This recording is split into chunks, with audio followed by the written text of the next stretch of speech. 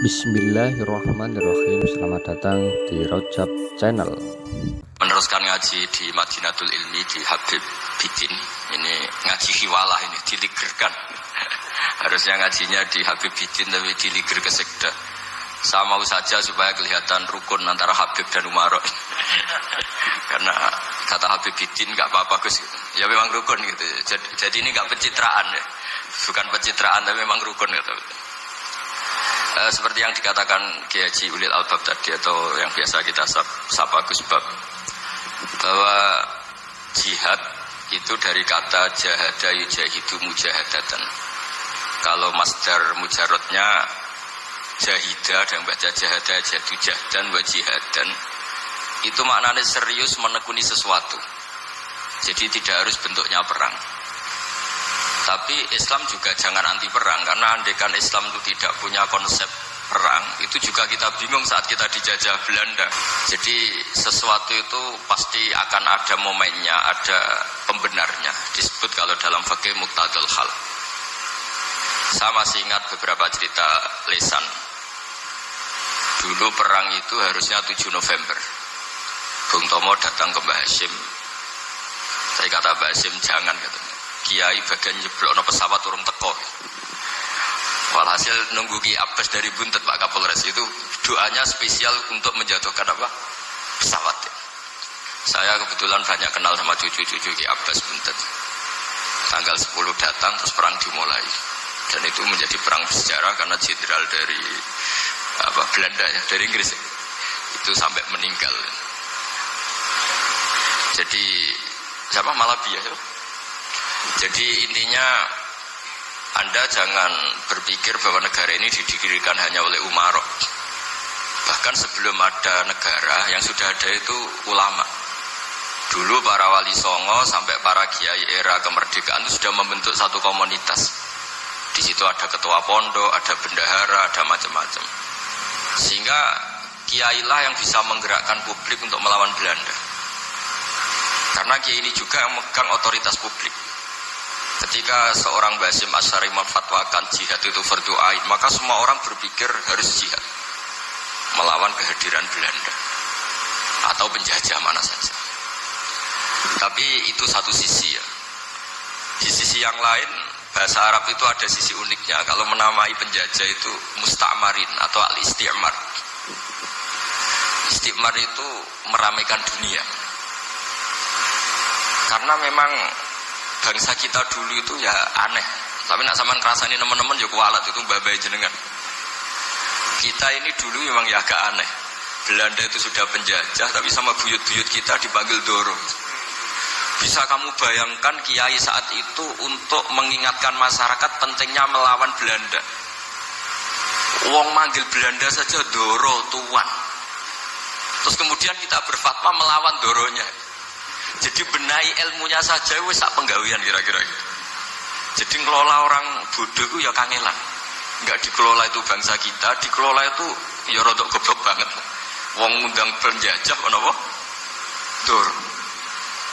Jadi itu PR besar. Tapi kiai itu punya seni untuk memberi penjelasan. Makanya di antara kelebihan ulama itu pasti warasatul anbiya itu di fatona ada berkecerdasan. Cerdas itu seni mengelola pikiran manusia, itu namanya cerdas. Makanya saya berkali-kali kalau ngaji, harusnya orang itu semuanya itu pengagum ilmu. Jangan pengagum fakta, ini pengagum ilmu. Ya saya berkali-kali mencontohkan, kalau Anda suami yang miskin, nggak punya uang, terus pulang dimarahin istri karena nggak punya uang, atau kerja tidak sukses, harusnya kamu bangga.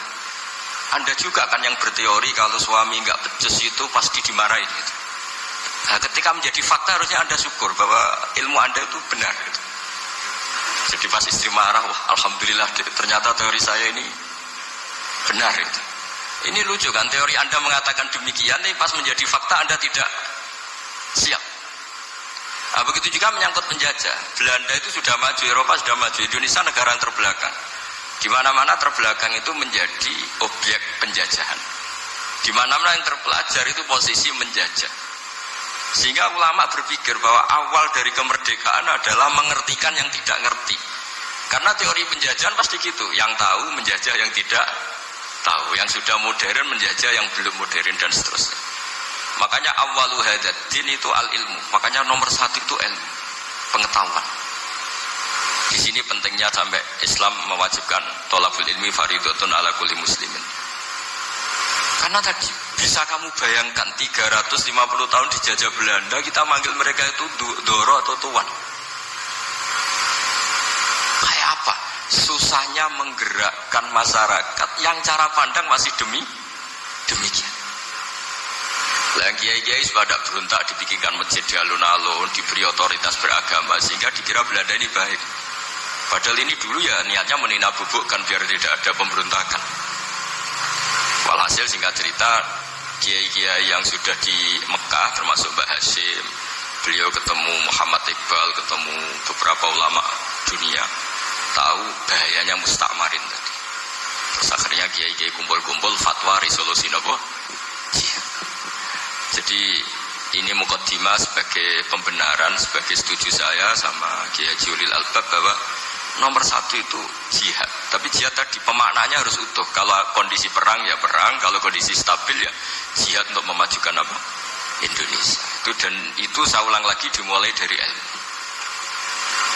Sebelum saya ngaji Minhajul Thalibin saya cerita ilmu itu apa? Ilmu itu sederhana, sesuatu yang mudah. Karena ilmu itu fitratallahi allati fataran nasa napa? Misalnya begini, saya orang miskin, nggak punya apa-apa. Sudah nggak punya apa-apa, nggak punya jabatan, terus keluarga yang nggak pati loyal, mungkin istri ada ngidolakan kita, bahkan anak kita sendiri juga nggak ngidolakan kita. Itu kan sial-sialnya orang, anak kita aja nggak pernah ngidolakan kita. Tapi untuk bahagia itu sebenarnya sederhana. Sederhananya begini, orang pinter itu ingin mempertahankan kehidupannya, terus pinter sampai berobat habis banyak ke Belanda, ke Jepang supaya mempertahankan nyawanya. Nah, si miskin ini kalau dia setiap makan, ya Allah, saya dengan makan ini mempertahankan nyawa saya. Sehingga makan itu satu kajian ilmiah bahwa ini luar biasa. Bahwa orang punya Alphard, punya uang 1 miliar, itu tidak mempertahankan sesuatu yang pokok, yaitu nyawa. Orang tidak punya Alphard itu hidup, nggak punya uang 1 miliar hidup. Tapi kalau nggak punya nasi 1 piring, nggak punya air 1 gelas bisa mati. Artinya apa? Orang miskin itu yusyarikul aghniya, sama dengan orang-orang kaya dalam hal kepemilikan hal-hal yang pokok. Tapi kadang-kadang orang miskin itu ya nyon sewu agak belagu, sudah miskin ingin punya Alphard, sudah miskin ingin punya uang, ya dia tersiksa. Harusnya cara berpikir nggak punya Alphard tuh masih hidup, nggak punya uang 1 miliar masih hidup. Yang punya Alphard hidupnya juga pakai nasi 1 piring, yang punya uang 1 miliar juga pakai nasi. Ya kalau itu kan sama, saya punya. Kalau gitu kan bisa miskin rasa kaya. Itu memang harus dilatih. Nah, kalau orang kaya kan rumahnya banyak di mana-mana. Memangnya kalau rumahnya banyak di mana-mana terus tidur di sini 1 jam, di rumah itu 1 jam, malah nggak bisa tidur kan? Tetap aja yang dipakai 1 kamar. Itu gunanya apa punya rumah? Setidaknya zaman miskin itu dia berpikir gunanya apa punya rumah banyak yang dipakai hanya 1. Meskipun suatu saat kalau dia kaya juga berpikirnya agak rubah. Ya penting punya rumah banyak biar kemana-mana punya rumah, nggak apa-apa. Tapi sementara masih miskin jangan berpikir seperti itu. Nah yang menjadi miskin kacau kan sudah miskin berpikirnya gaya orang kaya. Nah, itu kecelakaan itu. Nah, itu ilmu, maksud saya itu ilmu. Jika dulu Nabi ngajari orang miskin itu sederhana. Ketemu orang miskin sama Nabi diajarkan. Nabi diantara ajarannya begini. Ada seseorang man asbaha, orang yang setiap harinya mu'afan fi jasadi, dia sehat, aminan fi sirbi, negara dalam keadaan aman, tidak dalam ancaman, indahu qutu yaumi, dia hari itu punya makan, faka'an nama khizat lahu dunya bihadzafiriha, berarti dia sudah punya dunia dan isinya. Karena polanya sama. Buat Presiden Amerika itu yang untuk mempertahankan nyawanya ya makan pokok dan minuman pokok, bukan jabatannya sebagai presiden atau punya uang triliunan. Yang paling kaya di Indonesia juga gitu, untuk mempertahankan hidupnya juga dengan makanan pokok. Dan itu orang miskin punya. Nah, kehidupan paling top itu apa? Ya kehidupan yang mempertahankan nyawa itu yang paling top, lainnya itu enggak. Karena mempertahankan nyawa ini super penting dan orang miskin bisa. Nah, saya berharap ilmu seperti inilah menjadikan dulu itu kuat ketika melawan Belanda. Kenapa kuat? Karena mereka gampang syukur. Barokahnya gampang syukur itu selesai dengan dirinya sendiri. Kalau bahasa intelektualnya itu, orang kalau sudah selesai dengan dirinya sendiri bisa berpikir memanfaati pada orang lain. Nah, dulu orang-orang miskin ketika era sahabat, termasuk era para ulama yang mendidik para umatnya, itu selesai dengan dirinya sendiri. Nah sekarang banyak orang miskin juga termasuk orang kaya, bahkan belum selesai dengan dirinya. Wah itu angel, ngajak jihad angel, karena dengan dirinya saja belum selesai. Maka masyhur itu kan ketika perang Tabuk ada orang datang, kira-kira kalau Indonesia pakai beras 4 kilo, ya Rasulullah yang 2 kilo tak kasihkan keluarga kami supaya bisa makan, yang 2 kilo tak kasihkan jenengan untuk biaya perang. Perang Tabuk itu perang tersulit, disebut perang Dzil Usra. Sekarang hitung saja, ini coba dihitung, mungkin yang bagian kasir tahu. Kalau 2 kilo kali 3.000, umat Islam masih itu sekitar hampir 3.000 itu sudah 6.000 kilo. 6.000 kilo itu artinya apa? Orang miskin ketika perang membiayai dirinya sendiri, itu satu. Kedua, dengan mental memberi, orang ini tidak tamak. Barokahnya tidak tamak, tidak nyalahkan yang kaya. Efek dari itu apa ketika perang Tabuk? Sumbangan dari Sayyidina Utsman yang jumlahnya besar sekali, yaitu diantaranya 1.000 dinar. 1 dinar kira-kira 4,25 gram, berarti sekitar 4.000 gram. Itu bisa diberikan alat perang. Sumbangan dari Abu Bakar juga bisa dipakai beli kuda untuk perang. Nah bayangkan kalau kebutuhan orang miskin ini untuk makan itu nggak mau urun. Wah usaha miskin, nggak perlu urun dong, usaha miskin dipakai alasan terus. Maka jumlah 3.000 ini akan mengurangi anggaran untuk belanja peralatan perang, karena untuk konsumsi orang miskin. Udah gitu kadang mangane tanduk, itu kan repot. Wes miskin mangane tanduk, nah antri moh, kan ribet.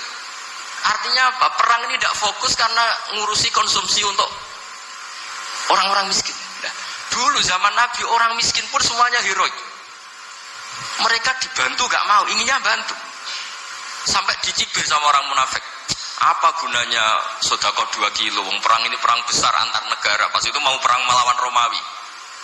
Sampai orang munafik bilang, alladzina almizuna almuttawwi'ina minal mu'minina fis sadaqati walladzina la yajiduna illa juhdahum faskharuna minhum. Orang-orang munafik digambarkan Allah orang-orang yang mencibir sedekah kecil. Untuk perang besar kok sedekahnya hanya 2 kilo.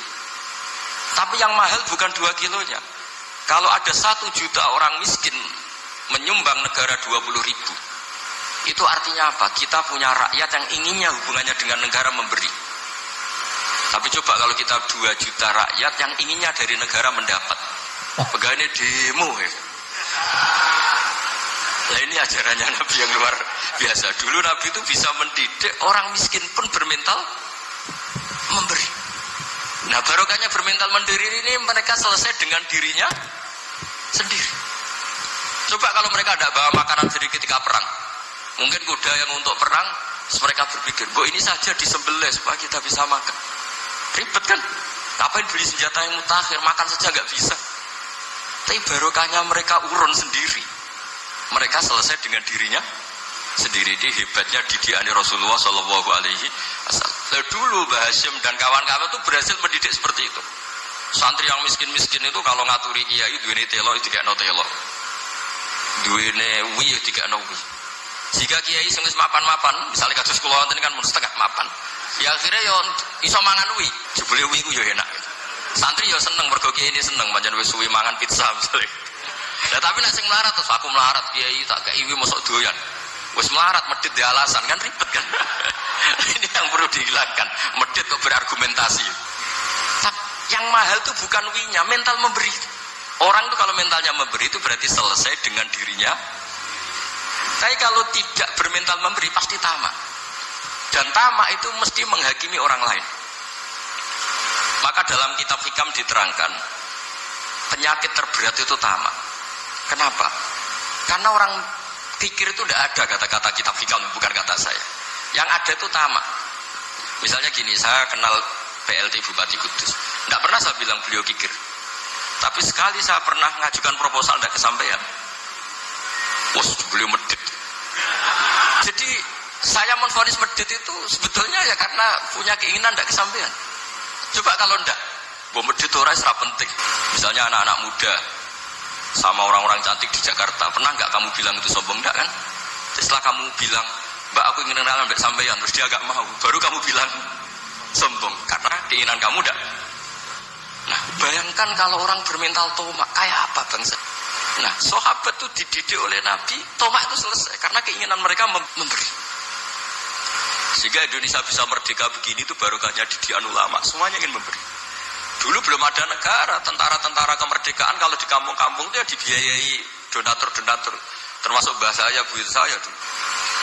Itu berapa ton aja beras untuk pasukan Hizbullah, pasukan TNI. Di Aceh ada Daud berih, ada yang baca berueh. Jadi baca aja kayak kira asap ada yang berih, ada berueh. Saya juga gak tahu orang Aceh kalau baca berih. Nyumbang berapa emas untuk kemerdekaan Indonesia. Yang Kesultanan Jogja Legowo. Jogja tidak lagi negara tapi diberikan bagian dari Indonesia dan seterusnya. Nah, jadi semua ini barokahnya didikan Rasulullah SAW. Terima kasih telah menonton channel ini, semoga bermanfaat. Jangan lupa like, share, dan subscribe.